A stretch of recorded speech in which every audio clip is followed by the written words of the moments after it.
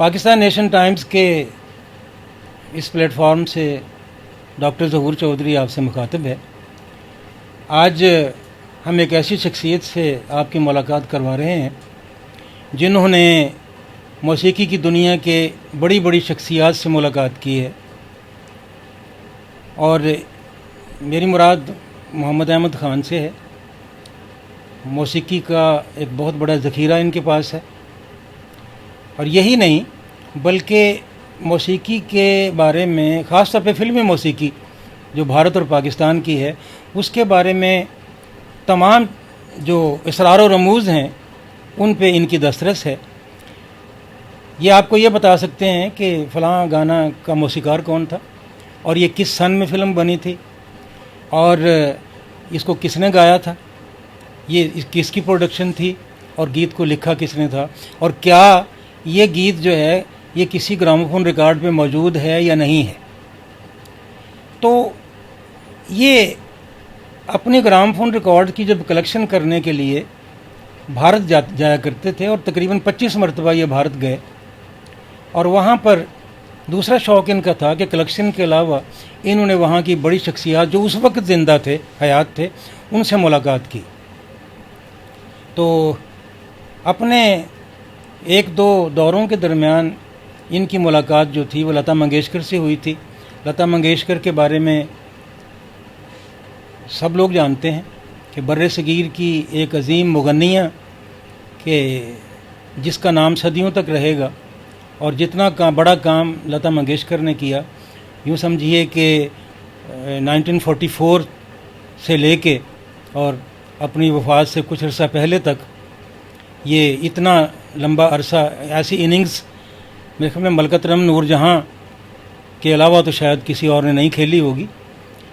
तो आज हम बात करते हैं मोहम्मद अहमद ख़ान साहब से कि ये किस तरह हिंदुस्तान बॉम्बे गए और किस तरह फिर लता मंगेशकर को इन्होंने ढूंढा और किस तरीके के साथ उनसे मुलाकात का शर्फ इनको हासिल हुआ, और क्या क्या गुफ्तगू लता मंगेशकर से हुई और लता इनसे किस तरह मुतासर हुई, प्रभावित हुई।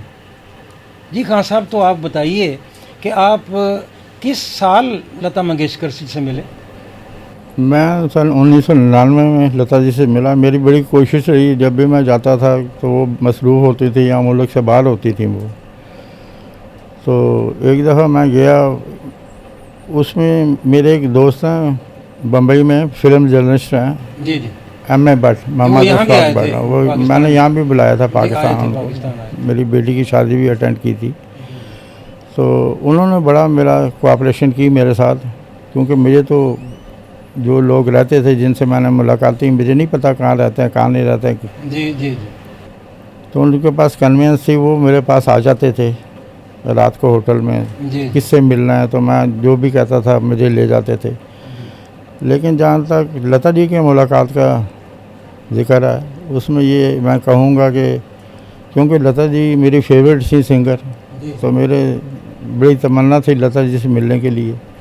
तो एक दफ़ा मैं मोहम्मद अशफाक भट्ट के साथ उनकी रेजिडेंस पे किया, प्रभु कुंज रोड।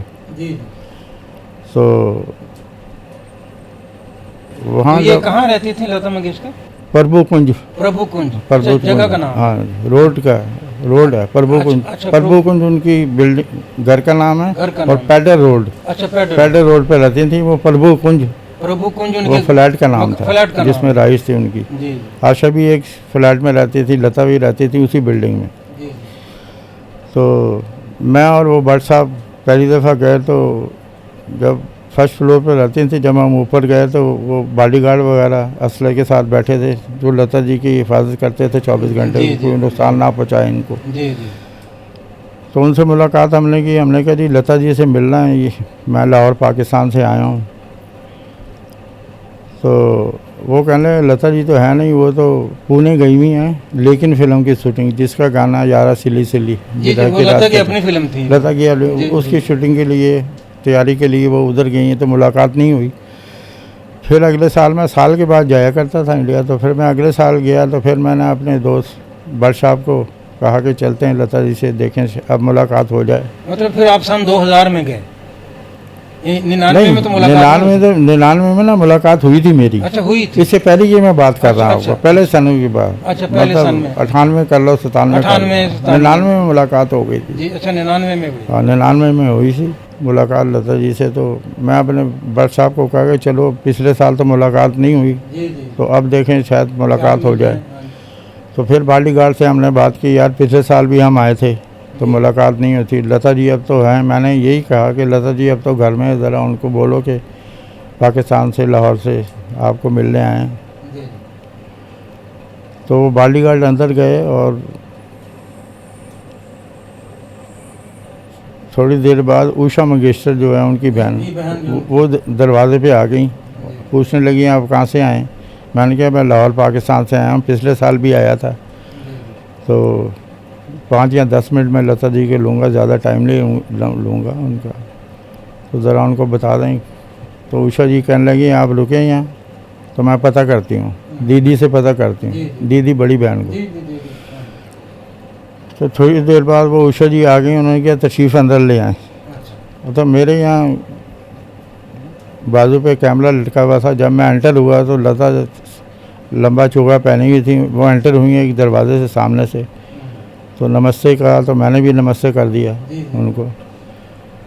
तो उनके बाद फ़ौरन लता जी बोलें कि मैं तस्वीर नहीं उतरवाऊँगी। अच्छा, मतलब कैमरा उतार दें आप? नहीं, ये नहीं कहा उन्होंने, कहा मैं तस्वीर नहीं उतरवाऊँगी। मैंने कहा ठीक है।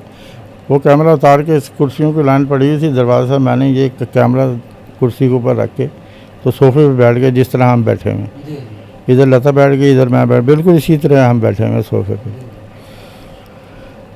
अब लता जी मेरे सामने थी, मैं बड़ा एंग्शियस था और बड़ा जज्बाती हुआ था कि इससे क्या, मेरा को प्री प्लानिंग तो थी नहीं, लता मिलेंगे तो क्या सवाल जवाब करूँगा। तो एट रैंडम ही मैं उनको मैंने कहा कि जी आपकी तारीफ़ के लिए हमारे पास अल्फाज नहीं, लेकिन जो आपने गाने गाए हैं रागों पर आधारित हैं जिनकी धुनें, वो मेरे बहुत मशहूर हैं। तो लता जी चौंकी।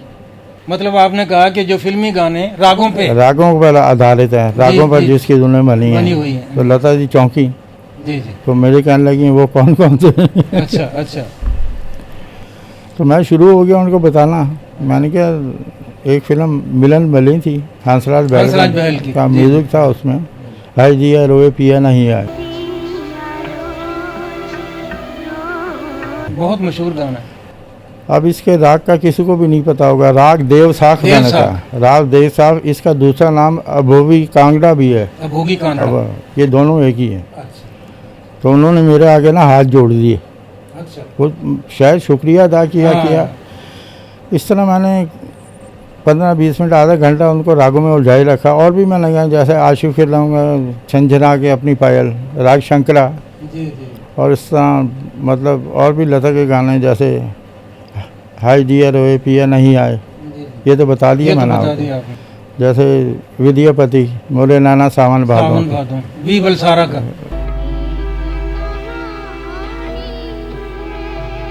अभी बलसारा की म्यूज़िक में ये राग शिवरंजनी है। हाँ, ये शिवरंजनी है। ऐसे राग मालकोस मुझे बहुत पसंद है, राग भोपाली मुझे बहुत पसंद था। तो भोपाली में मैंने काफ़ी गाने बताए उनको। ज्योति कलश जल के, भाभी की चूड़ियाँ, सुधीर फटके, हाँ ये भी राग भोपाली है। चांद निकला मगर तुम ना आए, जी, paying guest film H D Burman, जी, ये भी राग भोपाली है। राग भोपाली के बहुत खूबसूरत गाने हैं।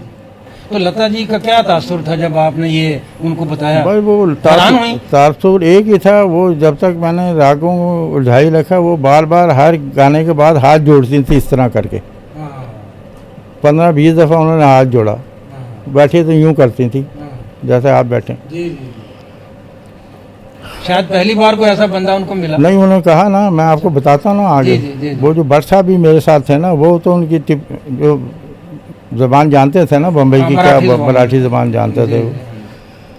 तो जब मैंने रागों को बताया तो फिर मैं मौसीकारों पे आ गया। यानी कि लेकिन मैंने बात लता जी की क्योंकि लता जी ना अपनी बात ही मनवाती थी। वो किसी की मतलब कहती मेरे गानों के बारे में बात करो और किसी गानों में बात मतलब। तो मैंने लता के जो म्यूज़िक में लता जी ने गाने गाए हुए थे उसमें फिर मैं शुरू हो गया रागों के बाद। तो मैंने कहा आपने रोशन के साथ बड़ा अच्छा काम किया। रोशन लाल। हाँ, पूछने लगे कौन कौन से गाने, मैंने किया जैसे जश्न फिल्म है, दुनिया में प्यार ले लो, दुनिया में मज़ा ले लो, दुनिया बड़ी दुनिया में दिल वालो, दुनिया में दिल वालो ले लो मज़े पे वो जश्न का वो बड़ा दर्द दिल तू ही बता, ये कैसी गम की शाम है। और इस तरह मैंने काफ़ी उलझाई रखा। मैंने खासकर एक धुआं फिल्म बनी थी 52 में, मैं सागर की मस्त लहर, मैं सागर की मस्त नहीं, उसके बारे में मैंने उनसे तस्करा किया कि आपने इस फिल्म में 5 गाने गाए धुआं में। हाँ, 5 सोलो गीत हैं उनके। तो मैंने कहा इसमें म्यूज़िक दिया था धरी नाम ने, लेकिन एक गाना जो आपने राग मालकोस पर गाया है, मैं सागर की मस्त लहर तू आसमान का चांद मिला नौका से, इसकी म्यूज़िक थी पंडित भूषण देसाई ने दी थी। तो लता जी बड़ी हैरान हुई। उसके बाद पौना घंटा तकरीबन बीत गया। यानी गोया कहाँ 10 मिनट? हाँ नहीं, वो तो गुम हो गई ना, लता तो इन्वॉल्व हो गई ना। तो वो जब उसके बाद वो थोड़ी देर बाद ना उठने लगी तो कुछ भट्ट साहब से बात कर रही थी। अच्छा, जब वो उठ के चली गई, तो मैंने भट्ट साहब से पूछा ये किधर गई? कहना ये साड़ी पहनने गई है, अच्छा, आपसे बड़ी खुश है। और आपके बारे में कह रही है पहला पाकिस्तानी मैंने देखा है जितना रागों का और फिल्म का और मेरे गानों के बारे में इतना इनको मतलब इल्म है। बहुत मुझे कहने लगे कि लता जी बहुत खुश है, मैं तो आसमानों में उड़ने लग गया। तो वो वाकई साड़ी बांध के मेकअप कर गया। अच्छा, तैयार होके आ गई। तो मैं तो बड़ा खुश था। मैंने कहा भट्ट साहब कैमरा उठाओ। और 8-10 तस्वीरें खींच ली हमने। उषा जी भी आट के बैठ गई, हिलेंद्र नाथ के लड़के थे वो भी आके बैठ गए, सब ने काफ़ी तस्वीर, वो तस्वीरें मेरे पास सारे एल्बम में हैं। जी। तो और उसके बाद फिर वो जब गानों की मैंने बात की तो लता जी कहने लगी ये गाने तो मेरी कलेक्शन में नहीं है। अच्छा, जो मौसीकारों की मैंने बात की उनसे, तो कहते हैं कि आप, मैंने कहा मेरे पास तो सारे ग्रामोफोन रिकॉर्ड हैं। तो कहने लगे फिर ये मेरे केसर में बना के भेजें। अच्छा, तो उस ज़माने में कतील सिपाही थे, वो कतील सिपाही जाया करते थे, फ्रीलांसर थे वो, फ्रीलांसर थे। तो उनके हाथ मैंने 4 केसें लता जी बना के भेजी, तो उन्होंने लता जी को दी। तो बड़ी खुश हुई, बड़ा शुक्रिया अदा किया। और एक और बात आपको बता दूं, जब मैं लता जी से मुलाकात की तो उन्होंने अपना पर्सनल नंबर जो था ना वो मुझे दिया।